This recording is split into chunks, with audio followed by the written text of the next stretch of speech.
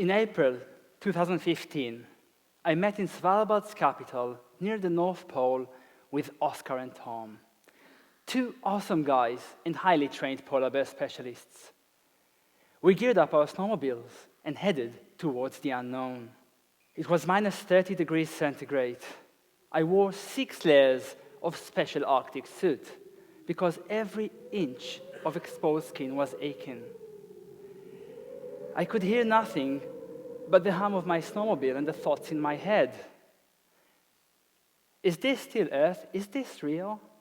It felt like I'm on another planet. And I sure did hope we could find life out there. With this optimistic state of mind, we entered the blizzard. I could see for no more than 20 meters away. And I think that's what scared me the most, since our goal was to spot and photograph polar bears in this extreme environment. So we went from one frozen fjord to the next, while climbing mountains and huge glaciers covered with snow. Along the way, we've seen signs of polar bears in the form of fresh seal skeletons. We knew they must be close, but we couldn't find them. Luckily, at this time of the year, the sun doesn't set at all in Svalbard, so we didn't have to make it to our destination before sunset. By the way, if you do want to enjoy a romantic sunset there, you'll have to wait a bit, until late August. Later that sunny night, we have finally reached the abandoned Russian town of Pyramiden, our base for this expedition. After a good night's sleep, we finally woke up and continued our search. Now, polar bears are hard to find in the snowy white landscapes, since the bears are, well, they're white. So it took us some time, and we finally found them. A big mama bear and her 2 adorable young cubs, only 4 months old. They were sleeping, and we approached slowly and carefully. We waited for hours until they finally woke up. And it was quite a sight. Although I've seen many polar bears before that, I have never been so close to them on land. My heart was pounding. The naughty little cubs started moving around vigorously, waking up their sleeping mom. I guess the cub felt a little guilty for that, but you just can't be mad with such a sweet little thing. As I was photographing the young cubs, I noticed the mother leaned back and did this kind of motion with her chest. The little baby bears climbed on top of her and started breastfeeding. I swear, I was so emotional, a tear rolled down my cheek. So I did what any wildlife photographer would do. I broke the frozen tear off, threw it away, and continued shooting. I'm a wildlife photographer. My mission is to bring these stories and moments to you. I travel all over the world, photographing and documenting wildlife in their natural habitat. And today I'll share 3 of those stories with you. In 2012, I traveled to Svalbard for the first time. Svalbard is a Norwegian archipelago located about 2,000 kilometers north of Norway and as close to the North Pole as you could imagine. It is known as the realm of polar bears. Meeting them there was the beginning of our romance. Too bad they were seen from far away. In 2014, I returned to Svalbard to take better and hopefully closer images. But this time was different. I could see the change. Although I have been there at the same time of the year, ice had receded. Polar bears rely on sea ice to hunt, and the bears we saw were thinner this time. The guide on the boat talked about global warming and said, "The glacier you're looking at 3 kilometers away, that glacier has covered where we are standing right now just 20 years ago." Up until that point, wildlife photography was mostly about fun and adventure, but in that moment, I realized there's a bigger picture here. Melting sea ice and climate change has a dramatic effect on polar bears. Scientists believe that polar bears will become extinct by the end of this century, and that 75% of them will disappear by 2050. Maybe even sooner. I wanted to make everyone fall in love with the Arctic and its inhabitants. I wanted to make a change in how we treat the Arctic. And for this, I partnered up with the specialists behind the BBC's Planet Earth and Frozen Planet. I've arranged for special permits by the governor of Svalbard and had one of the best polar bear guides with me. It wasn't a cheap endeavor, but I knew in order to achieve my dream, I had to get that unique shot. Polar bears are the largest land predator. The males reach over 700 kilograms, and standing upright, they are 4.2 meters high. That's huge. I'm 185, so it's me on top of myself, and then I'm holding a keg of beer on my head. Okay? They're just enormous. But look at them. Aren't they just adorable? We have followed them for days, and I was shooting like crazy, every behavior and family moment, mostly the little cubs playing. Perhaps they reminded me of my own sons. Survival of the small cubs is not taken for granted, since 75% of them won't make it to the age of 2. They are growing, and they must be well fed. The mother must hunt seals, as she didn't have anything to eat herself when she was 4 months in the den breastfeeding her young cubs. Their food is the ringed seal. Each seal has a network of 10 to 15 breathing holes, and it must breathe every 8 minutes. Otherwise, it will drown. Mother bear patiently awaits near those breathing holes, waiting to catch a seal and feed her hungry cubs. But sadly, things are not easy for this mother bear, as every attempt ended up in failure. Both the bears and I were wishing for a successful hunt. They wanted to eat. I was hoping to capture that amazing moment depicting the intensity of nature. When I shared my wish with Oscar, my guide, he had discouraged me and said, "Well, we can do that, but the chances are 0%, since no one has ever photographed a polar bear hunting a seal before." Talk about demotivation, but I thought that's one more reason to go for it. So we located ourselves in front of the polar bear mother, and we had to be patient because things never happen when I want them to happen. Instead, things happen when they need to happen. And this is what it looked like. I was on my knees, and my camera is on a tripod in front of me. I'm aiming my camera towards the polar bear, everything set, and my finger is on the shutter. I can't move because movement will condense the snow and transmit the sound through the ice and through the water. When the seal will hear it, it will go to the next breathing holes. Not only will I miss my shot, but more importantly, the mother and cubs won't eat after months of starvation.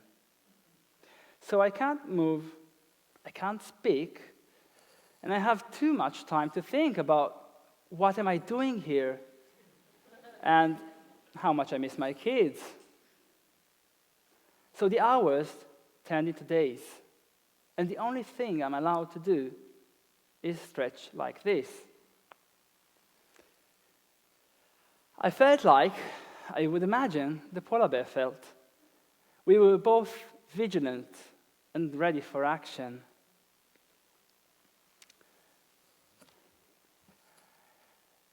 Nothing happened. I was up all through the night, and the only thing keeping me awake was the fact that I can't move, but I really need to pee. I started thinking that Oscar was right. Then suddenly, without any warning, at 6:49 a.m., I heard a splash. I started clicking before even knowing what's happening. I noticed the polar bear has caught something. Oh my God, it was a ringed seal. You could imagine my excitement.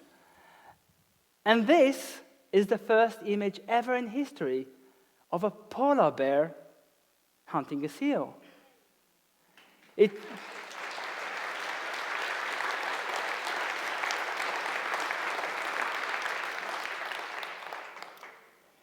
This story has made ripples that turned into waves until it became a tsunami. It's been featured in countless platforms all over the world and reached everywhere. Thanks to this unique image, we got the message of polar bear struggle for survival everywhere. And I felt more can be done. To further spread my story of polar bears, I joined Greenpeace and became their ambassador to the North Pole. I met with government officials in Norway, discussing their oil and gas policy in the Arctic Ocean. And most of all, I kept making people fall in love with the Arctic and its inhabitants. This story goes on wherever I travel. Everywhere I look, I see habitat loss, climate change, and wildlife disappearance. One of those places is a remote paradise, an unknown land of pure nature, filled with primal landscape and creatures. Kamchatka, in the Russian Far East, is on the brink of a dramatic transformation. In the massive rivers, home to brown bears and salmon fish, the stream is changing. Salmon numbers are decreasing due to illegal fishing and river pollution. If this trend continues, the bears will suffer more. Before entering winter's hibernation, the bears are in a state of hyperphagia, meaning they are always hungry. But now their food, salmon fish, is decreasing, and if this trend continues, the bears will suffer more.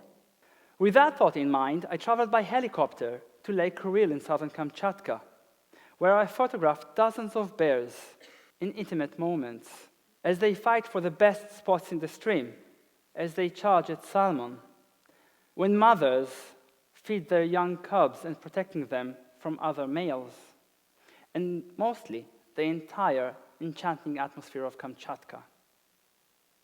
Thanks to these unique images, who have been featured in countless platforms and reaching millions of people around the world who have never even heard about Kamchatka before that, we got the message of their survival everywhere. And I have one last story for you today.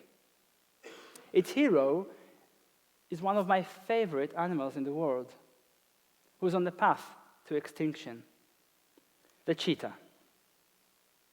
Just a century ago, there were 140,000 cheetahs in the world, and today there are only about 7,000.